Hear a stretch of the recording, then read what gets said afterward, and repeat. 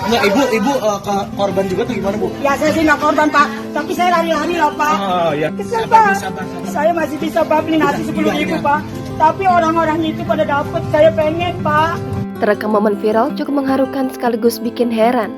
Seorang ibu yang kesal karena tidak mendapat jatah nasi bungkus padahal sudah ikut mengantri. Ibu tersebut ikut mengantri dalam keramaian namun malah mendapat omelan petugas posko. Rupanya, ibu ini hanya tinggal di sekitar posko dan bukanlah korban dari kebakaran depo Pertamina Pelumpang.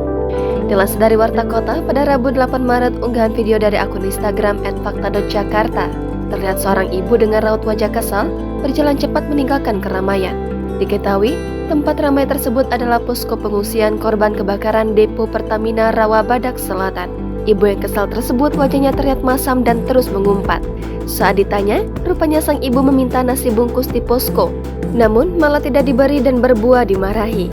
Namun rupanya ibu tersebut mengaku bukanlah korban kebakaran Pelumpang. Dirinya hanya tinggal di sekitar posko dan ingin mendapatkan nasi bungkus juga seperti warga lainnya. Video tersebut lalu viral dan menuai ribuan komentar dari warganet. Sebagian besar prihatin atas nasib sang ibu yang tidak mendapatkan jatah nasi. Sementara, warganet lain banyak yang mendukung keputusan petugas untuk memprioritaskan para korban kebakaran terlebih dahulu.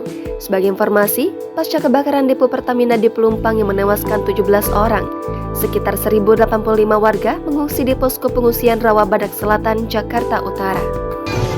Itu minta nasi Pak, nggak dikasih, saya ngomel-ngomelin. Jawabannya siapa, Bu? Yang posko.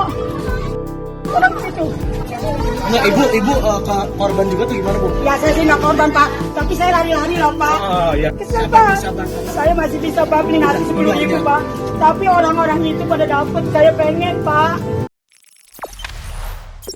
Jangan lupa subscribe, share, komen, dan like ya.